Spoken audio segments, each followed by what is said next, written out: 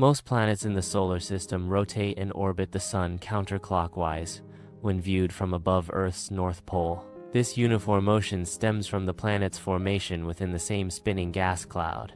Venus exhibits retrograde rotation, rotating clockwise, opposite to the majority of other planets. The axis flip hypothesis proposes that Venus flipped upside down rather than reversing its spin. Friction between Venus's core and mantle, along with atmospheric tides, could exert torque on the planet. These forces could destabilize Venus's orientation, leading to a complete 180-degree flip.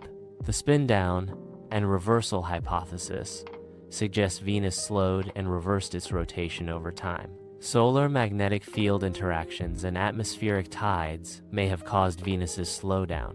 Venus's atmosphere might have begun rotating retrograde first, eventually pulling the planet's solid body into that motion.